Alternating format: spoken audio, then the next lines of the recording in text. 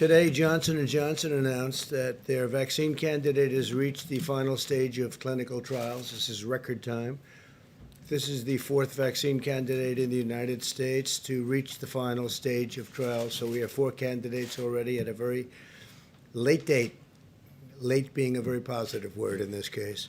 Earlier this year, Johnson & Johnson anticipated that they would reach phase 1 trials by September, but due to our support under Operation Warp Speed and to some of the incredible scientists involved, they've reached phase 3 trials by September, far ahead of schedule. We encourage Americans to enroll in the vaccine trial. It's not only interesting, it'll be a terrific thing for our country. We encourage everybody to enroll, as many people as we can. Today, my administration announced that we are awarding $200 million of CARES Act funding to all 50 states to prepare to distribute the vaccine to high-risk residents, and we want to do that the instant it is approved, not the following day, but the following moment.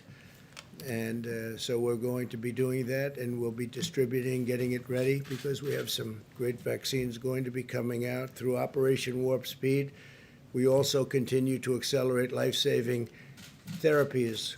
We're seeing promising results that are monoclonal antibody treatments, which help the immune system fight the virus and help very significantly, we're finding, can reduce hospitalizations now by more than 70%.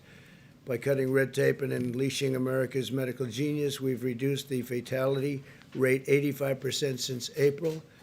For individuals under 50, they have a 99.98% rate of survival from the China virus. That's a number that's been really increasing substantially with time. As children go back to school, we're encouraged that early research shows only a small degree of spread. Brown University conducted a study of more than 550 schools across 46 states and found that only 0.076% of students had confirmed cases of the virus. That's a tiny percentage. And only 0.15% of teachers had confirmed cases. Patients coming to the emergency room due to the virus is down to only 1.6% of all emergency room visits, the lowest since the pandemic began. 1.6% emergency room visits.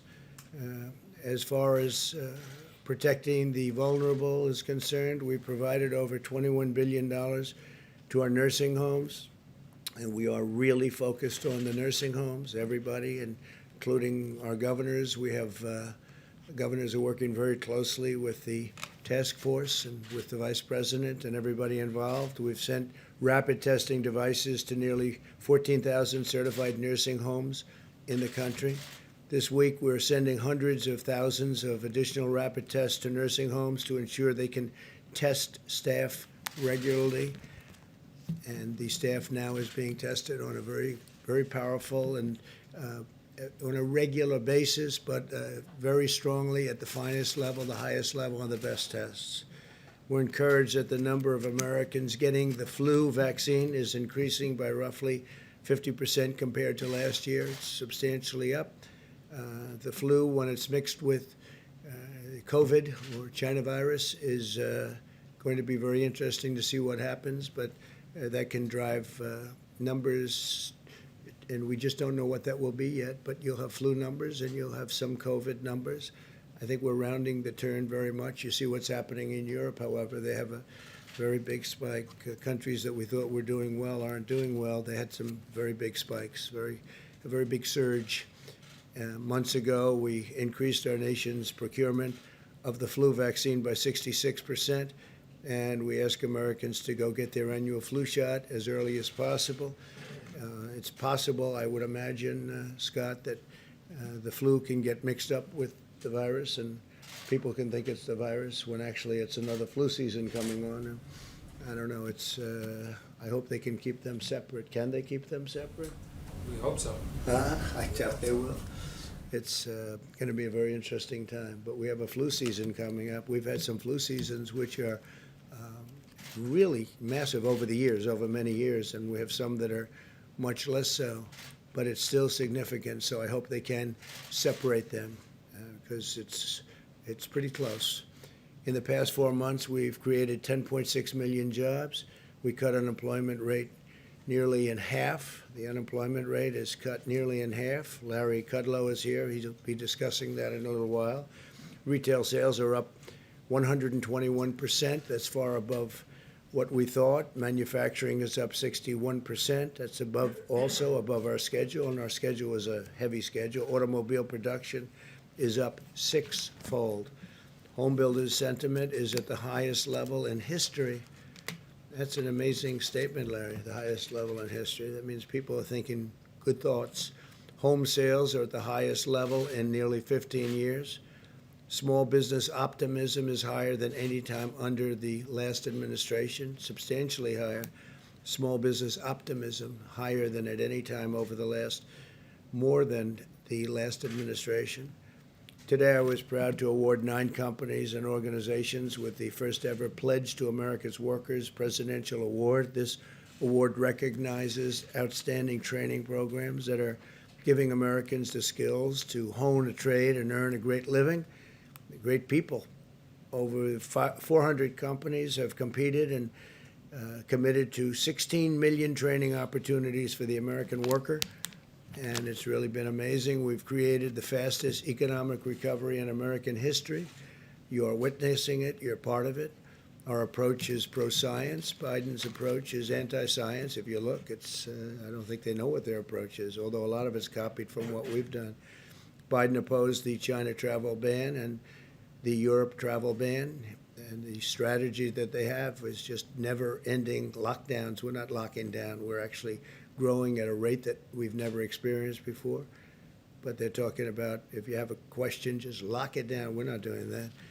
And you can't do that. Our plan will crush the virus. And actually, Biden's plan will crush America if you think about it. You can't lock down. Again, we're growing at levels that nobody's ever seen before. Our plan is unleashing a rapid recovery. Our opponent's plan would hurt America very badly, send us into a depression. And with all of that being said, we are going to be having a very exciting Saturday at 5 o'clock in the Rose Garden, where I'll be putting forth my nominee for Supreme Court Justice. And I think it will be a great nominee, a brilliant nominee.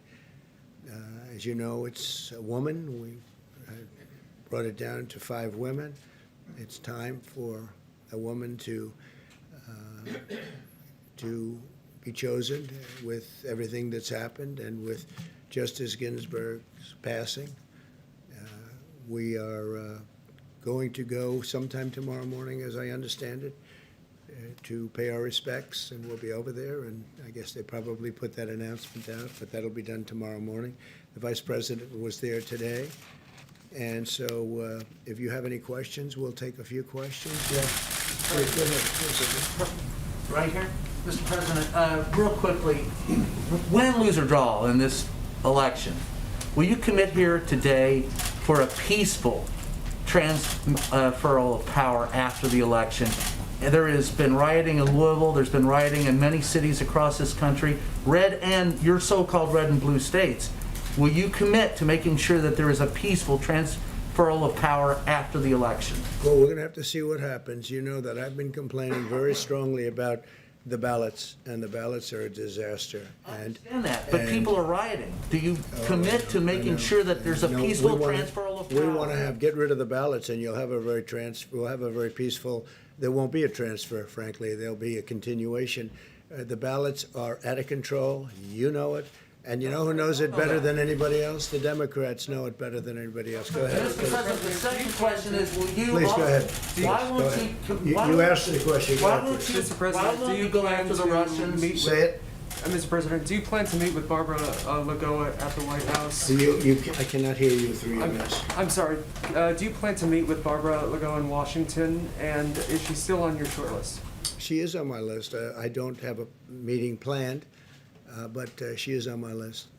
Do you have But I don't really talk about the meetings planned. I speak to people, I talk to people, but I don't have a meeting planned, no. Do you have a response to the governor of Missouri testing positive for coronavirus? I didn't know that, no. Yeah. Yeah, President? Joe, Mr. President, we asked you earlier today about the Breonna Taylor case. yes. Could you comment now? I assume you've been briefed on the charges in the Well, I Breonna thought it Taylor was case.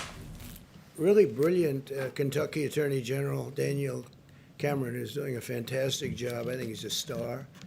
And he made a statement that I'll just read. Justice is not often easy. It does not fit the mold of public opinion, and it does not conform to shifting standards. It answers only to the facts and to the law. If we simply act on emotion or outrage, there's no justice. Mob justice is not justice. Justice sought by violence is not justice. It just becomes revenge. I mean, I heard that. I said, write that down for me, please, because I think it was a terrific statement. He's handling it very well. You know who he is, right? I think you know. I think everyone now knows who he is. I will be speaking to the governor, and we have a call scheduled to make very shortly with the governor. I understand he's called up the National Guard, which is a good thing. I think it's a very positive thing, and it'll all work out. Can I just follow on your Supreme Court nominee? It's highly unlikely that any Democrats will vote for your nominee when it comes to a vote in the Well, Senate. we don't know that. I Given, mean, given awfully good, the posture, really good candidate. I think that's a pretty safe assumption. But on that point, would you want to nominate someone who, in their confirmation to the appellate court, received broad bipartisan support, or would you be more inclined to put forward somebody whose confirmation fell along party lines?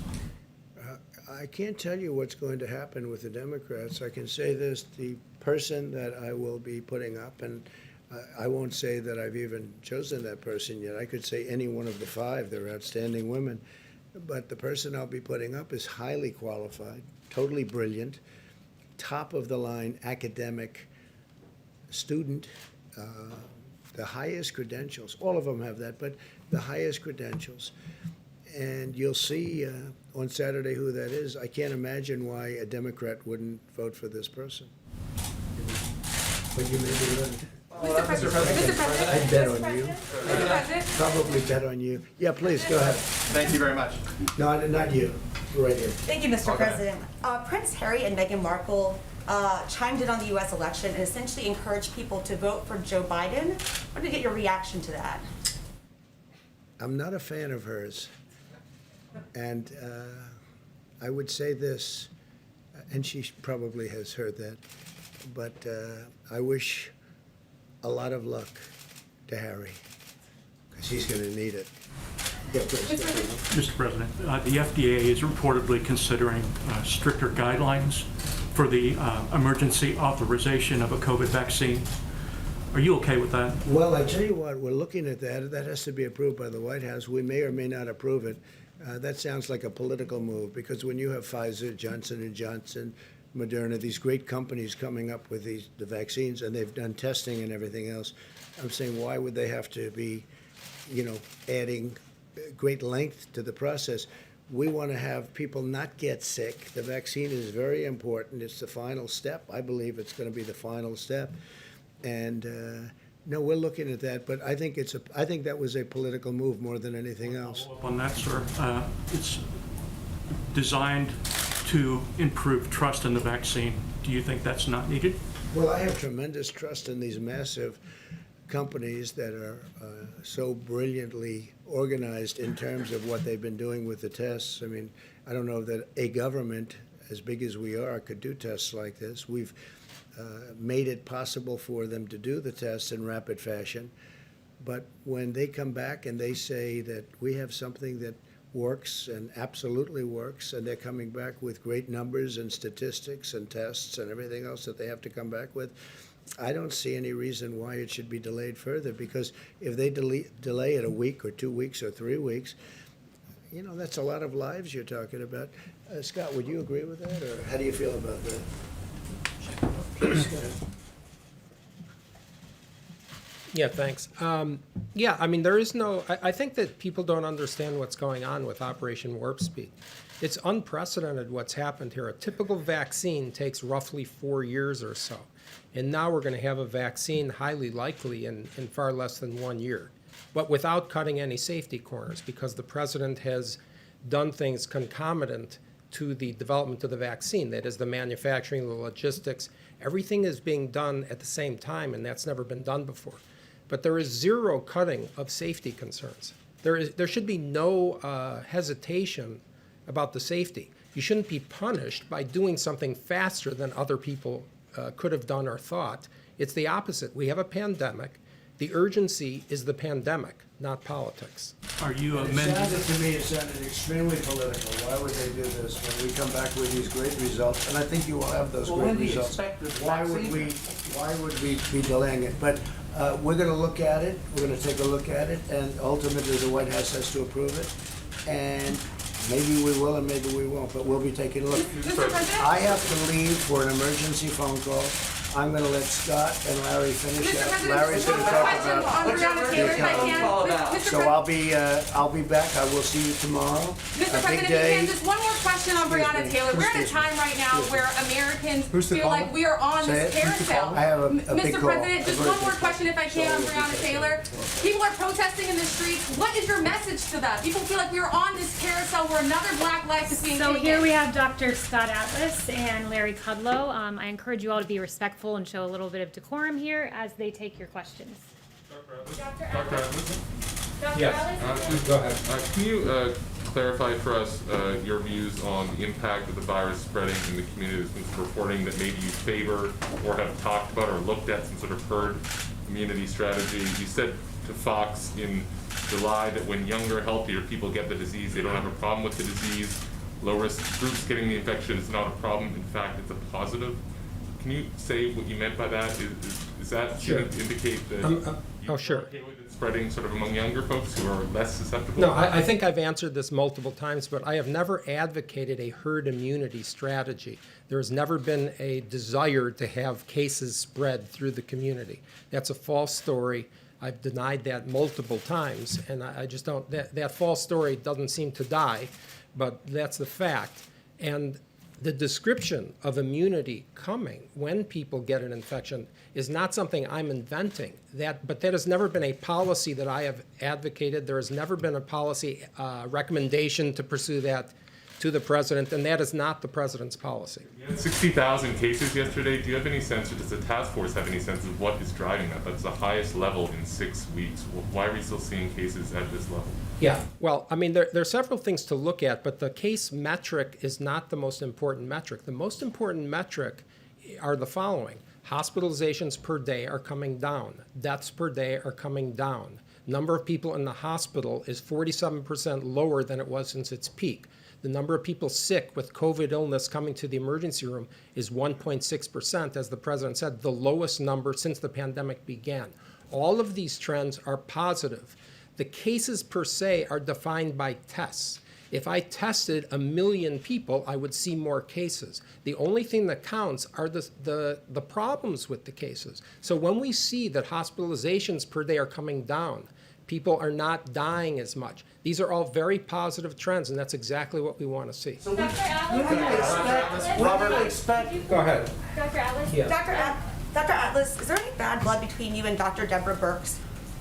No, I saw the story, and really a super journalism story. Dr. Birx speaks for herself, but that's a completely false story, and she denied it today.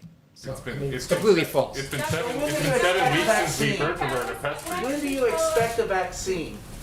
Yeah, so this is a very important question. The vaccine is proceeding at an extremely rapid pace, as we know. Everything's being done simultaneously so that the logistics and the technology in place to deliver it is ready to go, as everyone knows.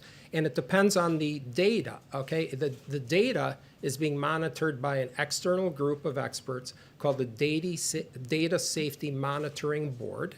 And when we have enough cases, when they see enough cases, that have shown a statistically significant difference.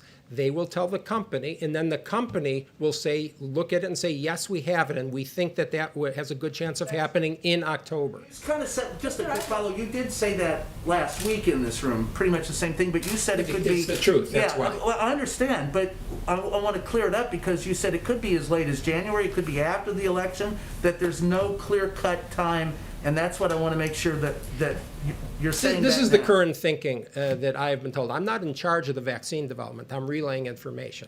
And what I've been told is exactly what I said, and there will be 100 million plus doses available by the end of this year. It is highly likely we will have a vaccine before the end of the year, and it is also likely that we will say the data is good, we have the vaccine, and then it will be submitted, of course, for approval and authorization sometime in October, but it depends on the data. No one can really say with certainty when it's coming. That's just impossible. I don't see the data until the data happens. Dr. Allen? Dr. Evans, can I just Dr. Redfield today said that more than 90% of the population remains susceptible to coronavirus. Do you agree with that assessment? Yeah, I think that Dr. Redfield misstated something there. And So you misstated last time and I'm going to today? answer your question if you let me finish. The data on susceptible that he was talking about was his surveillance data that showed that roughly 9% of the country has antibodies. But when you look at the CDC data state by state, much of that data is old. Some of it goes back to March or April before many of these states had the cases. That's point number one. Point number two is that the immunity to the infection is not solely determined by the percent of people who have antibodies. If you look at the research, and there's been about 24 papers at least on the immunity from T cells, that's a different type of immunity than antibodies. And without being boring, the reality is that according to the papers from Sweden, Singapore, and elsewhere, there is cross immunity, highly likely, from other infections. And there is also T-cell immunity. And the combination of those makes the antibodies a small fraction of the people that have immunity. So the answer is no, it is not 90% of people that are susceptible to the infection. So I guess my question is, I'm not a doctor, I defer to your expertise on this and to his, but so Americans hear one thing from the CDC director and another thing from you. Who are we to believe? You're supposed to believe the science, and I'm telling you the science. So he's not telling us science. I'm telling you the science, and that's the answer. And if you want to look up all the data, you're free to. You can also talk to the following epidemiologists. I guess why is he still going out before Congress and speaking if you say he's I misstated can't- today and the yeah. president said he misstated last time? Americans are looking for the best information right now. Yeah, and I'm giving you the best information, and it's confirmed by people like Martin Kulldorff, who's a Harvard epidemiologist at Harvard Medical School. Let me finish, please. Jay Bhattacharya and Johnny Anides, both epidemiologists at Stanford. Professor Gupta, University of Oxford. These are people who know the latest data on the immunology and what's happening, and I just recited it to you. I'm going to give Scott a little time off. I'm just going to give Scott a little time off. I want to reinforce some of the things that President Trump said about the economy because that's very much a key part of the story. We got some new numbers out late last week and this week, and I wanted to underscore that. If we can get the charts back up, I want to show you some more examples of the D-shaped recovery. I can jump in here. This is from the Census Bureau report, change in the number of people living in poverty. During President Trump's first 3 years pre-pandemic, 6.6 million fewer people, 6.6 million fewer people were living in poverty. What's the number post-pandemic? And the, What's the number post-pandemic? well, we'll have to wait and see on that. We're just More accurate. beginning. Would that be more accurate? Let me go chart? to the, under the Obama years, 787,000 people moved into poverty. So that's a problem, and we have the second chart. Isn't that an If we old can chart, get though? up. No, this is a brand new, this stuff just came out late But last what do week. you want to Says have through what's happening 2019. right now? If I may, okay, I just like accurate information. this is the accurate information. Doesn't it say It's not through This is- 2019, Larry? This is from the not Census 2020, Bureau, it's like and it right just now. came back. Well, Yeah. let me just go back into this. 3 years in the President Trump's presidency, under his policies, real family income, this is probably the best measure of living standards there is, real median household income grew by over $6,000. That is 5 times the rate of the 8 years of the Obama administration. I hear people ask me legitimate questions, I respect that, but this is some kind of, has been a K-shaped recovery, where only the wealthy did well and the bottom did not do well. In fact, this is the middle, real family income. And I will add to that, not only was this 5 times higher, but the biggest gains came in the lower income levels, significantly higher than the top 1% or the top 10%. Now, let me hit another chart, put this up, see where we're sort of doing this by field. Go ahead, more charts. There we go. Back to the V-shaped recovery. You've heard me speak about this. I just want to underscore. We got new production numbers this week. This is a V-shaped recovery in automobiles, a key sector of the economy. And we had additional numbers on housing that I'd like to show, confirming the V-shaped recovery. Housing. There we go. We're at an all-time high in home builders' sentiment. All right, it's a very important leading indicator. A clear V-shaped recovery, and if anything, it's strengthening.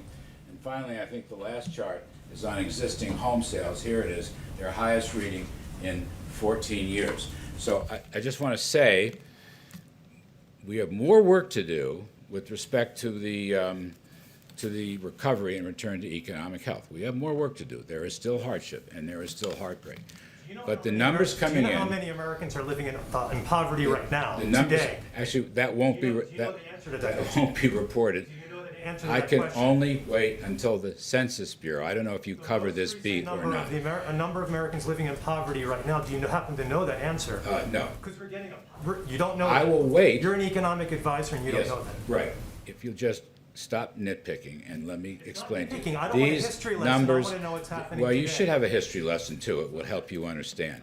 But I'm going to say to you, these are Census Bureau numbers, the most accurate, comprehensive. They are not out yet. So I'm giving you the ones that were released late last week. They're the most up-to-date numbers. And under the president's policies of lower taxes and regulations and energy independence and better trade deals, we've had a phenomenal increase in living standards, 5 times what the prior administration had for 8 years, and we're proud of that. And this is a topic that will come up again and again. The second point I want to make is while living standards went up, poverty went down and inequality went down. So the notion that under President Trump, only the top end benefit is simply not true.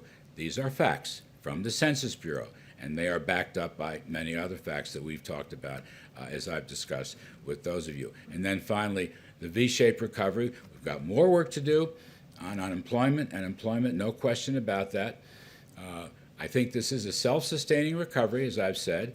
We would welcome some additional assistance in targeted areas, particularly getting back to school and working on COVID-related safety precautions and health precautions. We'd love to see an extension of the small business loans, the PPP program. But the recovery itself continues to move ahead nicely. We're in the right direction, and this is no time to change policies. Yes, ma'am. Go ahead, please. Could you comment on a pending stock deal that's going to be taking place, an IPO in the Hong Kong Stock Exchange? It's Ant Technology Group. They could raise as much as $40 billion, potentially the largest IPO in history. There have been a lot of national security concerns, a lot of human rights concerns about the technology used potentially to suppress the Uyghur people. What is the administration's position on the Ant Technology Group IPO? I'm going to reserve comment on the deal itself, but I will add to your question, we are examining all these deals and publicly held companies, China-based companies, that may list on our exchanges. We are examining them with respect to transparency, possible fraudulent accounting. This comes from a financial working group report. And we've given them 1 year to shape up and get their books in order, including their backdrop books, their supporting papers, to prove to the Public Accounting Board and the SEC that they are safe for American investors. I'll withhold comment on that particular deal. Yes, sir. Yes, sir. Today in California, the governor issued an executive order designed to move the state to the point where there will be no gas-powered vehicles sold by 2035. What do you make of this move that's taking place in California? Do you expect it to spread around the country, and what are the economic ramifications? I don't expect it to spread. With respect to Governor Newsom, whom I know, it just seems like a very extreme position. I don't know how you get there. I'll have a look at the proposal if there's more detail, meat on the bones. I don't see this happening elsewhere. I don't think we should be taking any steps to get rid of fossil fuels, for example. And by the way, there should be consumer choice for all automobiles, and that includes electric automobiles. But I'd have to look at the governor's proposal. It just sounds very extreme to me. I don't know how you do it. Yes. Larry, do you think that the fight now over the Supreme Court nominee is going to have a major impact on the possibility to get PPP extended? And what impact will that have on the economy if, for example, aid for airlines does not get extended in October? You know, it doesn't have to interfere. I mean, you can walk and chew gum at the same time. They operate on different lanes legislatively. So I guess that's my take. We would like very much to help the airlines. We've told them that. You can't run a healthy economy without the airline channel. And we'll see what has to be done there with respect to possible legislation or even possibly with respect to executive administrative action. We will take a look on that.